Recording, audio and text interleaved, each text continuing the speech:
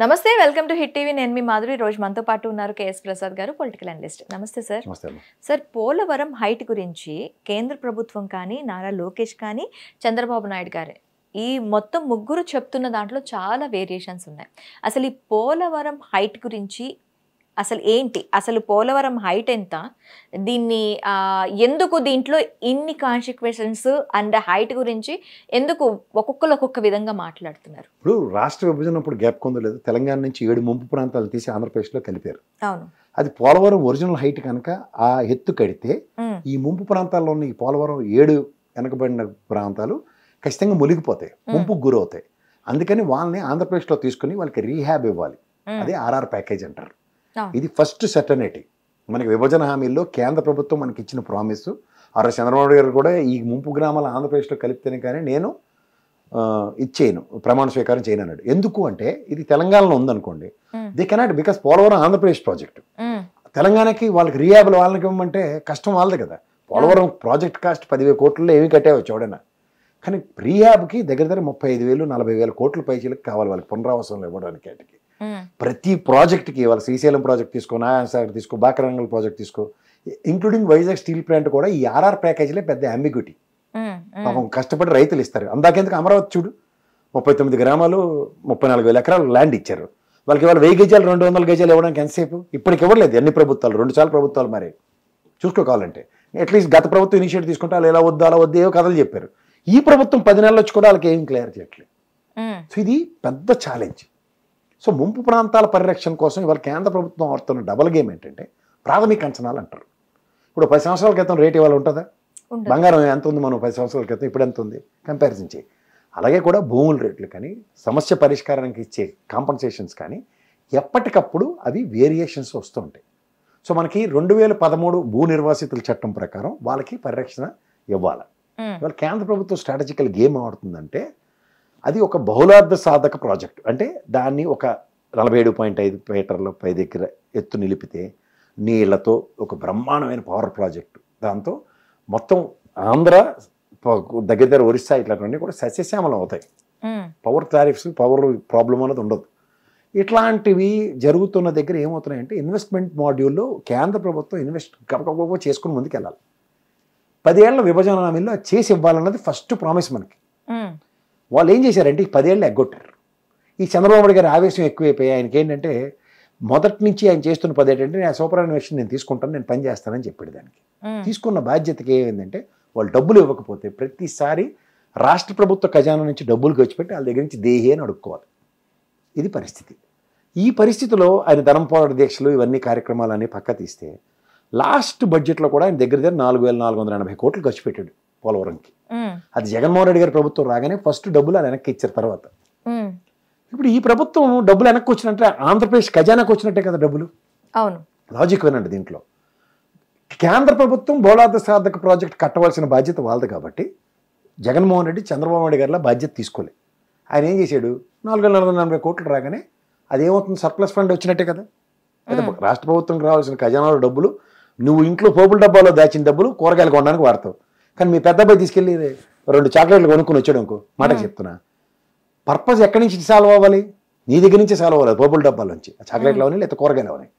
కానీ సాల్వ్ అవ్వే దగ్గర ఒక్కొక్కటిది ఒక్కొక్క విధానం ఉంటుంది. మీ అబ్బాయి అయితే చాక్లెట్ కొనుక్కుంటాడు, నువ్వైతే కూరగాయలు కొంటావు.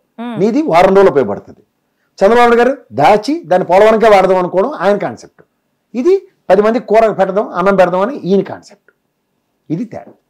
ఇప్పుడు ప్రాబ్లం ఎక్కడ వస్తుందంటే కేంద్ర ప్రభుత్వం ఆర్ఆర్ ప్యాకేజీని ప్రభుత్వం మొదట నిర్ణయించిన దానికి ఇప్పుడు ప్రాథమిక అంచనాలు పెరిగిన దానికి పాత రేట్లకి కట్టుబడి ఉంటామని చెప్తుంది. ఇది జగన్మోహన్ రెడ్డి నేను పని చేయట్లేదు, నువ్వు ఎప్పుడు పని చేసుకున్నా ఆర్ఆర్ ప్యాకేజ్ ఇచ్చుకో, ఆ పని చేసుకొని నేను కూర్చున్నాడు ఆయన ఇలా చేతులు వెనక్కి పెట్టి. మళ్ళీ చంద్రబాబు గారు రాగానే ప్రాబ్లం ఎక్కడ వచ్చింది, డయాఫ్రమ్ వాల్ కాంక్రీట్ గిన్నీస్ రికార్డుల కోసం వేసేసారు. స్పిల్వే కన్స్ట్రక్షన్ జరగలే. స్పిల్వే అంటే నదీ ప్రవాహాన్ని మళ్లించి డ్యామ్ కట్టాలి. అవును, ఈ లావేశం అన్నది అనడాకాలం ఎలాగుంటుంది తెలుసు కదా నీకు, ఇసుక తప్పే ఉండదు. గమగం కట్టేద్దామంటే ప్రతి దగ్గర రాగదు కదా, తుఫాన్ రావచ్చు, వర్షం రావచ్చు, ప్రాణం పోకడ వర్షం రాక రావడం చెప్పగలడా?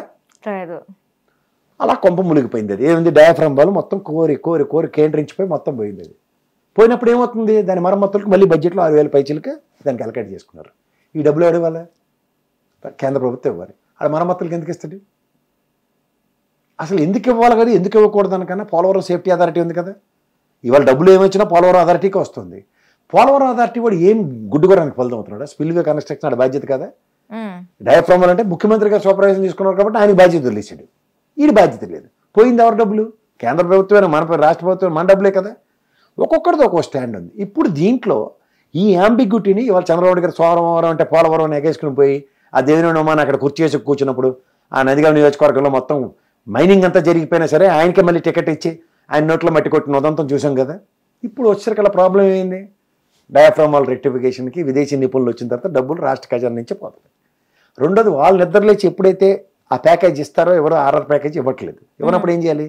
పోలవరం హైట్ తగ్గింది అనుకో ముంపు ఉండదు కదా. అవును, ఈ గేమ్ నడుస్తుంది. దీనికి ప్రాబ్లము సొల్యూషను అన్నీ చంద్రబాబు గారి దగ్గర ఉన్నాయి. 5 ఏళ్ళు గవర్నమెంట్ కాబట్టి. ఓకే, అది కేంద్ర ప్రభుత్వం గజేంద్ర శేఖావత్ గారు గత ప్రభుత్వంలో తిరిగి సచ్చారు మన వాళ్ళు. అవుట్కమ్స్ ఉంది. ఇప్పుడు అదే కథ మళ్ళీ ఇంకొక రివర్స్ డైరెక్షన్లో నడుస్తుంది, అప్పటికి అర్థం కాకుండా. అందుకే లోకేష్ గారు ఒక హైటు, చంద్రబాబు గారు ఒక హైటు, కేంద్ర ప్రభుత్వం ఒక నిర్ధారించిన హైట్ ఒకటి, అసలు ఒరిజినల్గా పోలవరం హైట్ ఒకటి, ఇవన్నీ అంబిగ్యూటీస్. ఈ మూమెంట్లో నేను హైట్ ఫిగర్ చెప్పి కూడా ఎవరు నేను కన్ఫ్యూజ్ చేయదలుచుకోలే. Let it be. ఎంత కంక్లూడ్ అవుతుందో, ఎక్కడ కన్ఫైన్ అవుతుందో అక్కడి నుంచి మాట్లాడతాం. ఓకే. అసలు ప్రాబ్లం వల్ల ఏంటంటే హైట్ తగ్గితే ముంపు ప్రాంతాలకు రూపాయి ఇవ్వక్కర్లే. ఆర్ఆర్ ప్యాకేజ్ ఎగ్గొట్టడానికి హైట్ తగ్గిస్తున్నారు. అదేమో జస్ట్ లైక్ చెక్ డ్యామ్ లా మిగులుతుంది. దానికి మనకి ఇచ్చింది బాహుబలి టైప్ లో బిల్డప్ ఇచ్చి RRRని తీసుకొచ్చి పెట్టినట్టు ఉంటుంది. అయితే ఇక్కడ కేంద్ర ప్రభుత్వం ఎందుకు ఇంత చిన్న చూపు పోలవరం ప్రాజెక్టు మీద? ఆంధ్రప్రదేశ్ తెలంగాణ అంటే వాళ్ళకి ఎప్పుడు వివక్ష.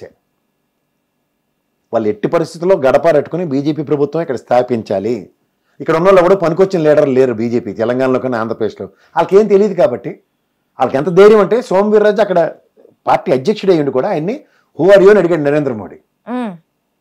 వాళ్ళ ధైర్యం అది. అంచేత వీళ్ళు కూడా అదే బ్యాచ్ ఉంటారు. అంచేత వాళ్ళు ఏంటంటే ఇక్కడ ఆర్థిక భాండాగారాలను కొల్లగొట్టుకోవడానికి వెసులుబాట్లు. వాళ్ళ ఫోకస్ అంతా దాని మీద ఉంటుంది. అంచేత వాళ్ళు ఎలా ఉంటారంటే ఇలాగే ఉంటారు. వీళ్ళని నమ్మి గొర్రె కసావాడిని నమ్మినట్టు తిరిగిన వాళ్ళు మనం ఏం చేయలేం. కనీసం అది ఇస్తే ఓకే కేంద్ర ప్రభుత్వం ఇది ఇచ్చింది అన్న ఒక సాఫ్ట్ కార్నర్ అయినా ప్రజలకు ఉంటుంది కదా. ఆ సాఫ్ట్ కార్నర్ ని కూడా తీసుకోలేకపోవడానికి కారణం నాకేంటి లాభం ఆలోచించి స్వార్థ ప్రయోజనాలు పరిరక్షించుకునే ప్రభుత్వం అది.